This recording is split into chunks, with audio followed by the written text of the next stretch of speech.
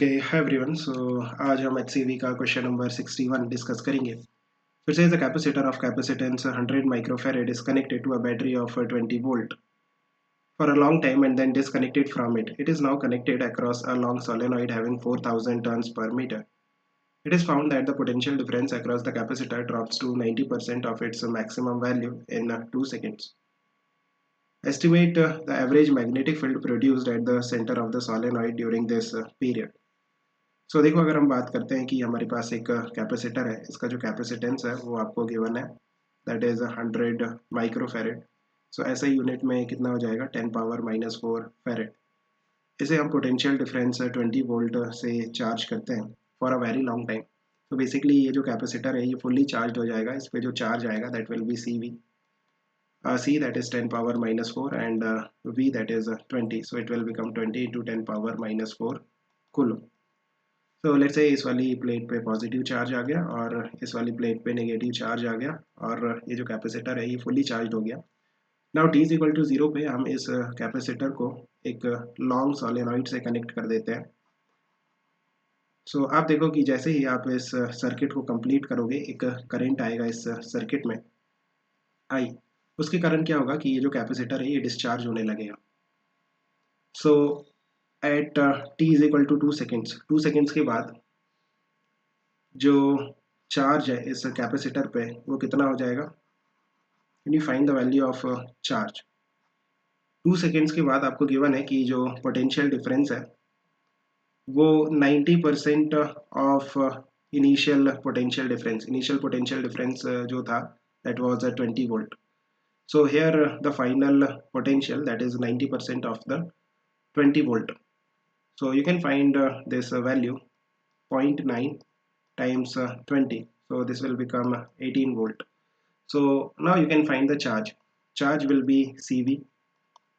Capacitance is 10⁻⁻⁴ and potential difference is 18. So it will become 18 into 10⁻⁻⁴ coulomb. It means t is equal to 2 second पे जो charge है capacitor की plates पे वो कितना है, 18 इंटू 10⁻⁻⁴ coulomb। और t इज इक्वल टू 0 पे कितना था, t इज इक्वल टू 0 पे था 20 इंटू 10⁻⁻⁴ coulomb।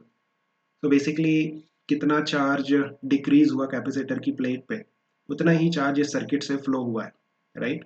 बेसिकली कितना चार्ज इन कैपेसिटर की प्लेट्स पे डिक्रीज हुआ है, कितना डिक्रीज हुआ है, पहले 20 इंटू 10⁻⁻⁴ था, अभी कितना बचा है 18 इंटू 10⁻⁻⁴।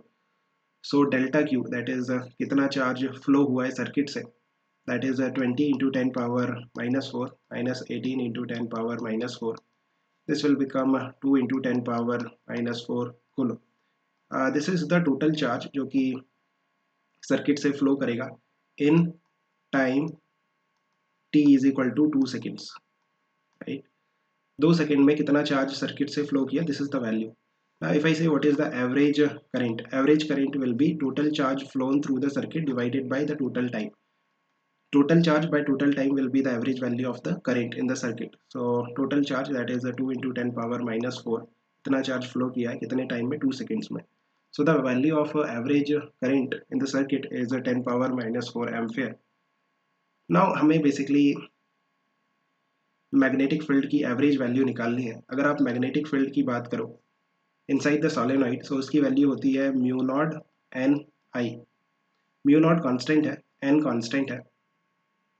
सो आप देखो कि अगर हमें मैग्नेटिक फील्ड की एवरेज वैल्यू चाहिए तो उसके लिए हमें करंट की एवरेज वैल्यू लेनी होगी and the average value of current we have already calculated. So if you just put the values, mu not is 4 pi into 10⁻⁻⁷, N is 4000 and I average is 10⁻⁻⁴ in the circuit. और solenoid के लिए भी same ही होगा because जो solenoid है वो circuit में ही कनेक्टेड है, right. So if you solve it, it will be 16 pi into 10⁻⁻8 tesla. बस यही आपको निकालना था। Hope you have understood. Keep working hard, best of luck. Bye.